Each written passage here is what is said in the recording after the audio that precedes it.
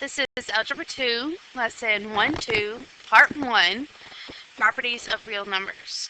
In this lesson, we're really only going to discuss what real numbers are.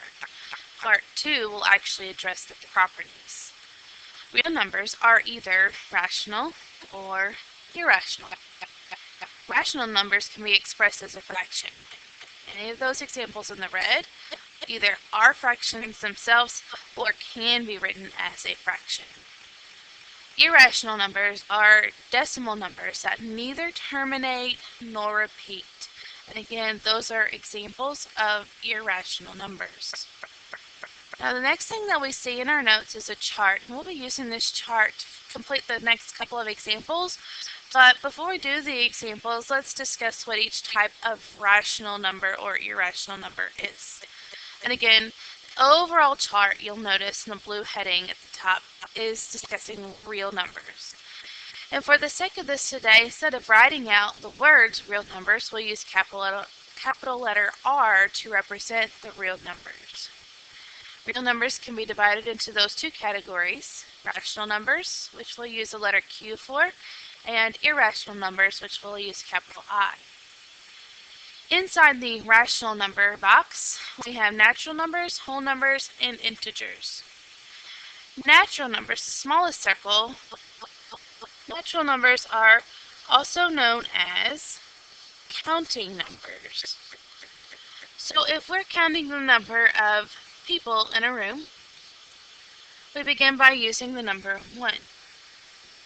Or if we're counting the number of objects in a set, again we begin counting with 1. So counting numbers, natural numbers in other words, begin with the number 1. And for the sake of today, we'll be using the capital N for writing the natural numbers.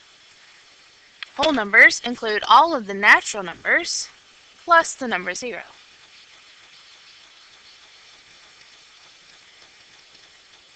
And again, to point out, we'll be using capital W to represent whole numbers. Integers, we'll be using capital Z, not capital I, because capital I is reserved for irrational numbers, but capital Z for integers. Integers are, we'll write on the side, whole numbers and their opposites. So that would mean something like ... -2, -1, 0, +1, +2, ...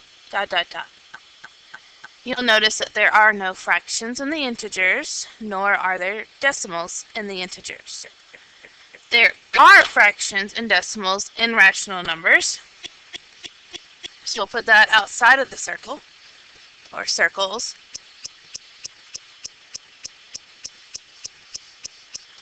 Every number that can be written as a fraction is a rational number.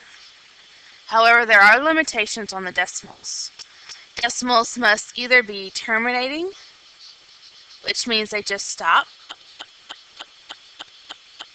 or repeating, which means they keep going on and on forever. Anything that does not fit into either one of these categories must be an irrational number. Irrational numbers are things like pi, or the square root of 2, or the square root of 5. Those are numbers that keep going on and on forever without end. They would have to be rounded if we actually had to use them. Or the fact that they cannot be just written with a repeating bar, and they don't just terminate. So they keep going on and on. In the examples that follow, we're asked to classify each number. So we're going to use our capital letters that we discussed in our chart. The first problem is the square root of 16. The square root of 16 really is the number 4. So what we're classifying here is not really the square root of 16, but we're classifying the number 4. The number 4, we must decide first of all, is it rational or irrational? And it is rational. So I'll begin by writing R, it's a real number. Q, it's a rational number. And since it's rational, we need to go through the circles. Begin with the biggest circle. The biggest circle is an integer. So we need to ask ourselves, is the number 4 an integer? And yes, it is. So it's capital Z. Because it is an integer, is it a whole number? And yes, again, it is a whole number. And because it is a whole number, check to see if it's a natural number. And yes, it's a natural number. So the square root of 16 is real, rational, integer, whole number, and natural number. Number 2 is negative 2/3. Negative 2/3 is a fraction. So right off the bat, I know it's a real number. In fact, every single one of these is a real number. And every single one of these will have at least 2 answers because it will always be a real number first and then either rational or irrational. So, because it's a fraction, it's rational. Then we need to decide if it's an integer. It is not an integer because it is a fraction. Since it's not an integer, it cannot be a whole number and it cannot be a natural number. It's simply a real number and a rational number. Number 3, also real number. I see the ... which indicates it really means something like this. 9.9 with a repeating bar over that 9. It is a rational number because it is a repeating decimal. Since it's rational, we need to check to see if it's an integer, and it is not an integer because it's a decimal. So, because it's not an integer, it cannot be a whole number nor a natural number. Number 4 is negative 23.3. It's a real number, it's a rational number, and that's it. Number 5 is the number negative 185. Negative 185 is a real number, it's a rational number.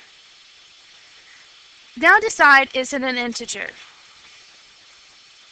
Yes, it's an integer. Because it's an integer, we need to check to see if it's a whole number. It is, however, not a whole number. And because it's not a whole number, it cannot be a natural number. Problem number 6 is the square root of 20. Which when we use our calculator for the square root of 20, we get 4.472135.9, and it keeps going on and on. So, it's a real number, but is it rational or irrational? This would be an example of an irrational number. Because it is irrational, it can be no others, just real and irrational. Number 7 is the fraction 7/8. It's a real number, and it's a rational number because it's a fraction. But it is not an integer, and therefore not a whole number and not a natural number. And lastly, number 8. Number 8 is a real number, and it's got a ... but that does not mean it's repeating like number 3. It looks like there's really not a pattern in the numbers. The ... indicates that it does go on forever. So that means that this would be irrational. And very similarly to number 6, because this is irrational, it cannot be any others. It cannot be an integer, nor a whole number, nor a natural number. And this concludes Lesson 1-2, Part 1.